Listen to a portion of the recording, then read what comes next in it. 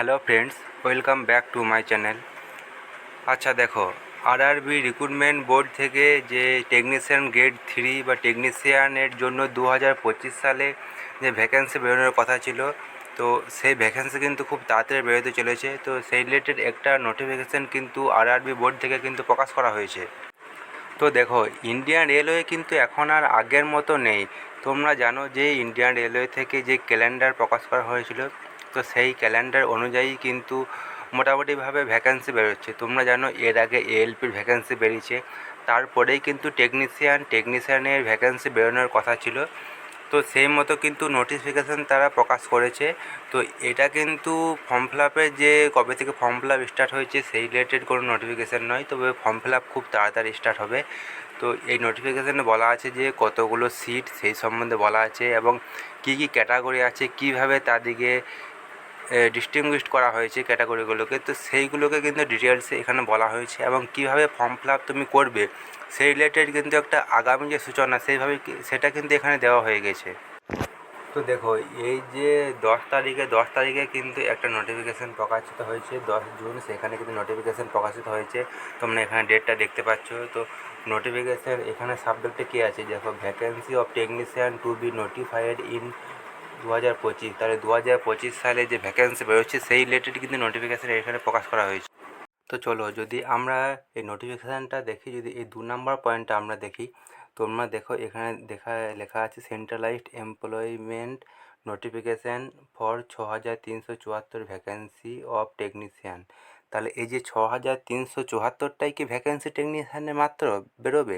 তোমরা জানো যে এর আগের বছর মানে 2024 সালে যে নোটিফিকেশানটা বেরিয়েছিল সেখানে কিন্তু ভ্যাকেন্সি ছিল এর থেকে বেশি ছিল, এবং পরবর্তীকালে কিন্তু ভ্যাকেন্সিটা আরও বাড়ানো হয়েছিল। তো এইবারে কি এই শুধুমাত্র 6374টা ভ্যাকেন্সি থাকবে, নাকি ভ্যাকেন্সি বাড়বে? তো সেই রিলেটেড কিন্তু আলোচনা আজ করব। এবং দেখো, ভ্যাকেন্সিটা মোট কটা ক্যাটাগরি না, মোট কিন্তু 51টা ক্যাটাগরিতে কিন্তু ভাগ করা হয়েছে এই নোটিফিকেশানটাকে। তাহলে মোট কটা ক্যাটাগরি থাকবে না, মোট 51টা কিন্তু ক্যাটাগরি থাকবে আরআরবি টেকনিশিয়ানের ক্ষেত্রে। তো তোমরা চাইলে এই নোটিফিকেশানটা ডিটেলসে পড়তে পারো। এবারে যেটা তোমাদের জানার দরকার সেটাই আমি এখানে মেনলি আলোচনা করব। তো দেখো, এখানে 3 নম্বর পয়েন্টটা কী দেওয়া আছে, আমি এই মাঝখান থেকে পড়ছি। দেখো, instead of separate notification for each category, it has been decided to club vacancies for allied categories for recruitment purpose।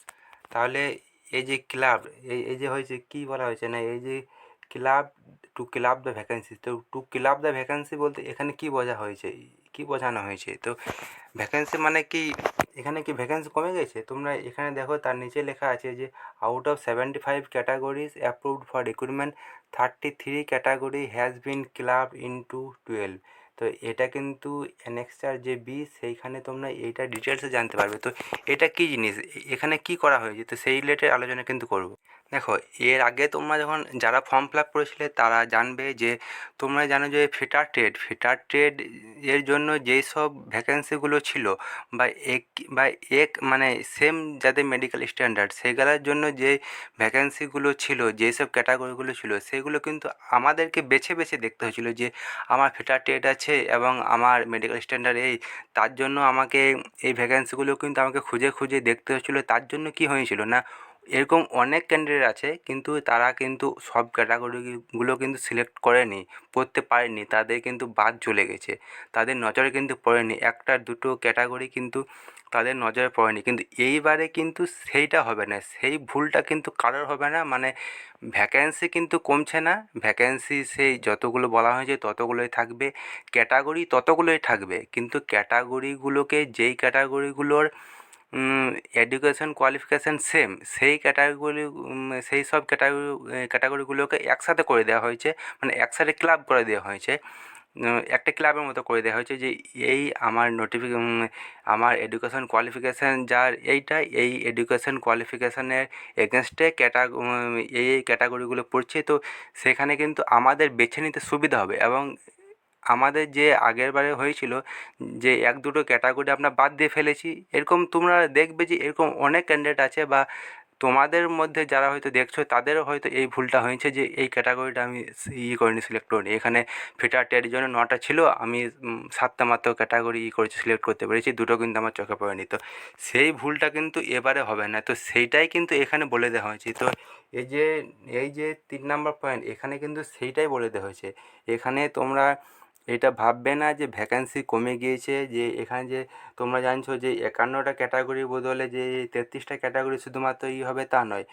51টা category আছে, কিন্তু বেশ কিছু ক্যাটাগরিকে কিন্তু একসাথে ক্লাব করে দেওয়া হয়েছে, যাতে আমাদের আর সেই ভুলটা না হয়। তো এটা কিন্তু একটা ভালো দিক, এটা কিন্তু খুবই ভালো কাজ রেলওয়ের পক্ষ থেকে। তারপরে তোমরা এখানে এই 4 নম্বর 5 নম্বর পয়েন্টটা তোমরা এখানে পড়তে পারো তোমাদের ইচ্ছা মতো। এখানে 5 নম্বর পয়েন্টে এটাই বলেছে যে এসসি এসটি ওবিসি ইডাব্লিউএস, তো যাদের এইসব সার্টিফিকেটগুলো, যারা এইসব ক্যাটাগরি আন্ডারে পড়ছে, তো তাদের কিন্তু এখন প্রাথমিক কাজ কী, তাদের প্রাথমিক কাজ হয়েছে তোমাদের যেসব সার্টিফিকেটগুলো, সেইগুলো যদি কিছু ভুল হয়ে আছে, কিছু প্রবলেম হয়ে আছে, সেগুলো কিন্তু ঠিক করে নাও। এবং যে ফর্ম ফিল আপ শুরু হবে তার আগেই কিন্তু তোমরা এগুলো সব ঠিক করে নাও, কেন ফর্ম ফিল আপ শুরু হওয়ার পরে যদি তোমার কিছু ভুল থেকে যায়, সেটা কিন্তু পরবর্তীকালে পাস করার পর ডকুমেন্ট ভেরিফিকেশানের সময় সমস্যা হতে পারে। এবার দেখো, আমরা যদি এই যে 5 নম্বর পয়েন্ট, এই যে 5 নম্বর যে পয়েন্ট, সেটা যদি আমরা ফলো করি, দেখো এখানে নিচের দিকে কী লেখা আছে, it has been it has to be ensured that final indent in any category does not exceed the vacancies approved by Indian Railway Board। তার মানে এই কথাটার মানে কি, এটা মানে কি এটাই বলে দিয়েছে যে পরবর্তীকালে ভ্যাকেন্সি বাড়ার কোনো রকম কোনো সম্ভাবনা নেই। এই যে 6374 এই ভ্যাকেন্সি কি থাকবে না, এটা মানে কিন্তু এটা কিন্তু নয়। দেখো এখনও অবধি যা ভ্যাকেন্সি 6374 সেটাই কিন্তু থাকছে, বজায় থাকছে। এবং এই যে নোটিফিকেশানটা, এটা কিন্তু সব মানে আরআরবি যে সাব বোর্ড, সব জোনগুলোতে কিন্তু পাঠানো হয়েছে।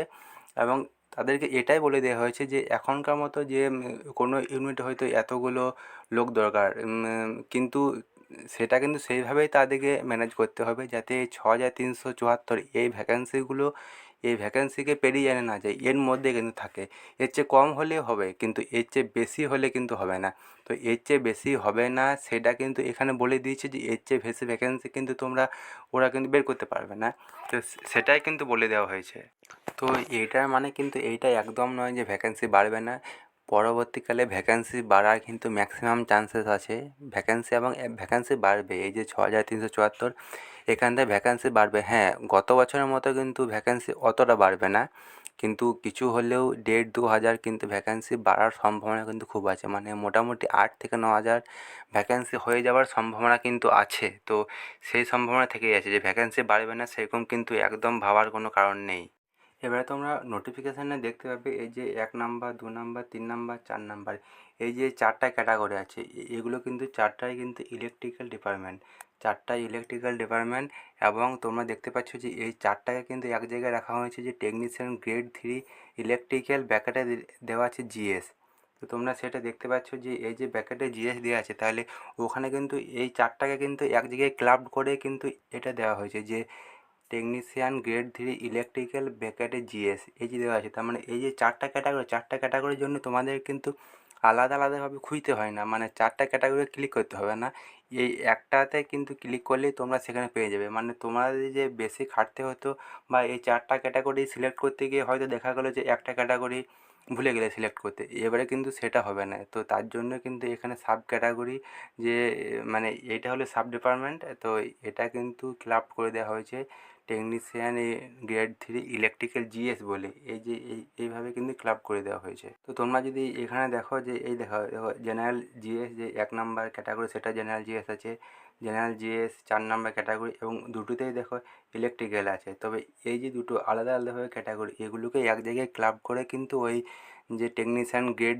3 ইলেকট্রিক্যাল জিএস, সেইভাবে কিন্তু তারা ক্লাব করে দেওয়া হয়েছে। মানে তোমাদেরকে কিন্তু কম খুঁজতে হবে এবং তোমাদের পক্ষে সুবিধা হবে। এবারে কিন্তু বাদ যাওয়ার কিন্তু কোনো রকম কোনো সম্ভাবনা কিন্তু থেকে যাবে না।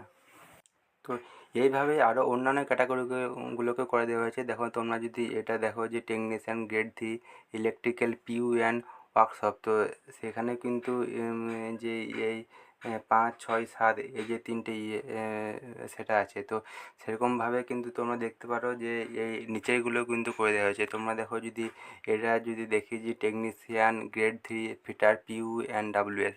তো এটা যদি আমরা দেখি, তোমরা এখানে দেখো যে একদম 15 থেকে কিন্তু এই যে 21 নাম্বার, 15 থেকে 21 নাম্বার, মানে এই যে 6টা ক্যাটাগরি, এই 6টা ক্যাটাগরি কিন্তু এক জায়গায় ক্লাব করে দেওয়া হয়েছে technician grade 3 fitter PU and WS এটাই নামে। তো এই নামে কিন্তু ক্লাব করে দেওয়া হয়েছে। তো এইভাবে কিন্তু টোটাল ইগুলো করে কিন্তু টোটাল 51টা যে ইয়েতে সেটা দাঁড়িয়েছে। তো টোটাল কিন্তু 33টা ক্যাটাগরি সেটাতে দাঁড়িয়েছে। তো ভ্যাকান্সি কিন্তু কমছে না, যা ছিল সেটাই আছে, কিন্তু সেগুলোকে এক জায়গায় ক্লাব করে যে ওই 5 নাম্বার পয়েন্টে বলা হয়েছিল সেটা কিন্তু এই যে অ্যানেক্সার বিতে কিন্তু সেখানে ডিটেলসে দেওয়া আছে। তো এখানটা তোমরা চেক করে নিতে পারো। আর আরেকটা কথা, ভবিষ্যতে কিন্তু ভ্যাকেন্সি বাড়ার কিন্তু সম্ভাবনা আছে। মোটামুটি আগের বছরের মতো অতগুলো বাড়বে না ভ্যাকেন্সি, তবে কিছু কিন্তু বাড়বে। কারণ তোমরা জানো যে আগের বছর যেটা হয়েছিল সেটা কিছু মানে 3-4 বছর পরে কিন্তু ভ্যাকেন্সি কিন্তু এসেছিলো। এবারে কিন্তু সেটা হচ্ছে না। এবারে 2024-এ ভ্যাকেন্সি এলো, আবার 2025-এ এলো। এবারে আমরা আশা করতে পারি যে 2026-এও কিন্তু এইভাবে ভ্যাকেন্সি বেরোবে। তার জন্য যে এই প্রত্যেক বছর খুব বেশি ভ্যাকেন্সি সেটা কিন্তু আশা করবে না। তো ওই 6374, সেখান থেকে সামান্য কিছু ভ্যাকেন্সি কিন্তু বাড়বে। হ্যাঁ, ভ্যাকেন্সি কিছু বাড়বে সেটা শিওর, কিন্তু খুব বেশি বাড়বে না। তো সেটা সবাই মাথায় রেখো। তো এই কম সিটের মধ্যে কিন্তু সবাইকে কম্পিটিশান করতে হবে। আর এই যে এর ফর্ম ফিল আপ কখন শুরু হবে, না এর ফর্ম ফিল আপ কখন শুরু হবে, বা এই যে ফাইনাল নোটিফিকেশান সেটা কখন আসবে, না ফর্ম ফিল আপ শুরু হবে কিন্তু মোটামুটি জুন মাসে। কিন্তু ফর্ম ফিল আপ শুরু হওয়ার চান্সটা একটু কম আছে, তবে জুলাই থেকে কিন্তু ফর্ম ফিল আপ যে শুরু হবে সেটা কিন্তু আশা করতে পারো। মোটামুটি জুলাই থেকে কিন্তু ফর্ম ফিল আপ শুরু হয়ে যাবে। তো তার আগে কিন্তু যাদের কাস্ট সার্টিফিকেট রিলেটেড যেসব সমস্যাগুলো আছে সেগুলো কিন্তু সমাধান করে নাও, এবং কাস্ট সার্টিফিকেটে যদি কিছু ভুল ভাল কিছু থাকে সেগুলো ঠিক করে নাও। কারণ ফর্ম ফিল আপের আগে সব কিছু ঠিক করে নেওয়াই ভালো। কারণ না হলে ডিবির সময় পরে প্রবলেম হতে পারে। তো এখানে ভিডিওটা এন্ড করছি।